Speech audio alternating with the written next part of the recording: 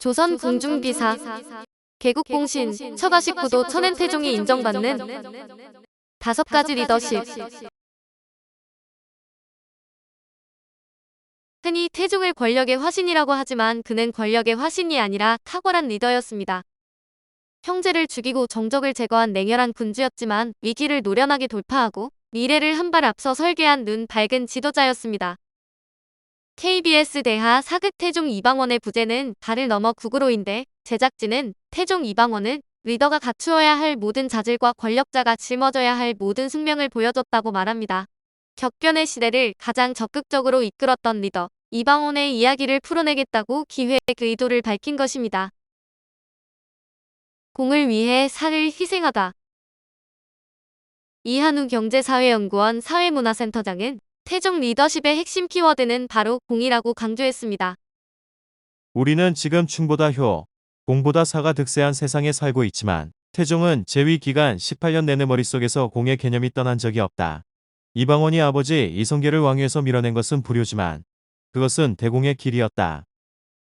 태종은 국가의 기틀을 세우기 위해 혈친과의 대립도 피하지 않았고 개국 공신들을 토사구팽해 500년 조선의 경영권을 확실히 다져 놓았습니다. 집권에 혁혁한 공을 세운 천안 민무구 무질 형제를 비롯해 세종 장인이자 사돈이 시몬까지 처단했는데 국가 경영에 사적 요소가 끼어들 여지를 철저하게 차단한 것입니다.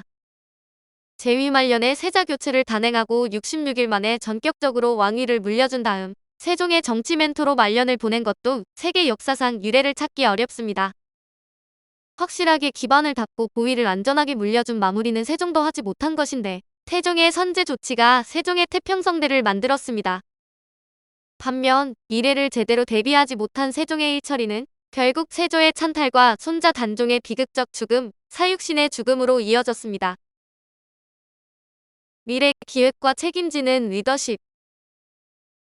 태종의 리더십은 두 걸식으로 치밀하게 미래 그림을 먼저 그린 후에 현재 국면을 만들어갔는데 정도전을 제거할 때를 회상하며 태종이 쓴 표현이 먼저 나서 사태를 제압한다는 선발재지였습니다. 태종은 탁월한 정보력과 판단력으로 사태를 파악한 다음 상황을 유리한 쪽으로 이끌어 나가는 데 기재였습니다. 처남인 민씨 형제를 제거한 것도 세종의 장인인 시몬을 처단한 것도 외척과 권신을 제거해 후계자 세종의 통치 기반을 안정적으로 만들고자 함이었습니다. 경제적 성과도 빼놓을 수 없는데 백성들은 평화로웠고 물산이 풍부해 창고가 가득 찼다는 것이 1422년 태종이 승하했을 때 받은 최종 평가입니다. 실록은 그의 재위 기간에 사방의 국경이 안전해 백성들이 전쟁 걱정 없이 살았다고 전하는데 고려 말 80만 결이던 전국의 경작지가 태종시대에 들어 120만 결로 증가했습니다. 정적의 아들이라도 능력 있으면 등용. 태종은 철저하게 능력 위주로 사람을 평가해 적재적소에 썼는데 정적의 혈친이라도 필요하면 중용했습니다. 정몽주의 두 아들에게 벼슬길을 열어줬고 정도전의 아들 정진은 판서까지 올렸는데 태종실록에 나주목 판사 임명을 앞두고 두 사람을 고민하다가 저의정 성성린에게 의견을 구하는 대목이 나옵니다. 성성린이 이를 처리하는 재주는 정진이 낫다고 하자 태종은 곧바로 그를 임명했는데 정도전의 아들이라는 사실은 전혀 문제가 되지 않았습니다.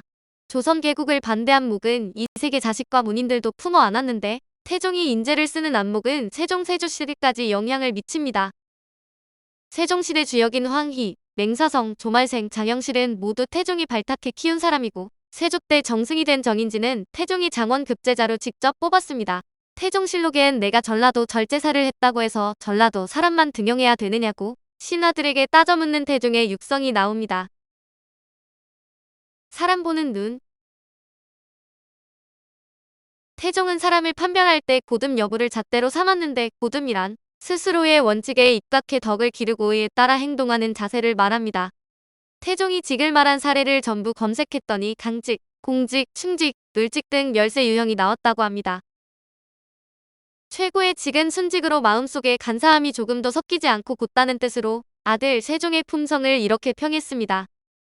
측근인 하륜과 조영무를 중용한 것도 바탕이 곧은 질직하기 때문인데 신하들이 하륜에 대해 불평하자 태종은 하륜이 다질소문하다고 달랩니다. 탁월한 외교력. 태종은 조선의 군주 중에서 외교를 가장 잘한 사람에 속하는데 태종시대에 들어서 패권국 명나라와 국교가 정상화됐고 일본 여진 등 주변국과 맺은 관계가 자리 잡혔습니다. 당시 신하들도 태종의 외교력을 국경 안전의 이유로 꼽았는데 세종실록에는 명나라 천자가 사대의 지성을 칭송하고 외국이 교린에도 있음에 알고 복종했다고 했습니다. 정왕군 시절 명나라 황제 주원장을 만났을 때 그의 외교력이 한껏 발휘되는데 당시 산전수전 다 겪은 67세의 주원장은 확고한 요동 지배를 위해 조선을 압박하기 시작했습니다. 외교 문서에 어투를 문제 삼아 아예 국교 단절을 선언한 상황에서 인질로간 조선의 왕자 이방원은 주원장의 의혹을 씻어 외교 갈등을 해결합니다. 위험을 감수하고 두 차례나 명나라 금능을 다녀온 경험이 훗날 태종에게 중요한 외교 자산이 됐는데 조선의 실상을 명나라와 비교하면서 현실적 감각과 세계에 대한 열린 시야를 갖게 됐습니다. 오늘 조선궁중비사는 개국공신, 처가 19도 천엔태종이 인정받는 5가지 리더십이었는데 우리나라 현직 대통령과는 정반대인 것 같은 느낌은 저만 드는 것인가요?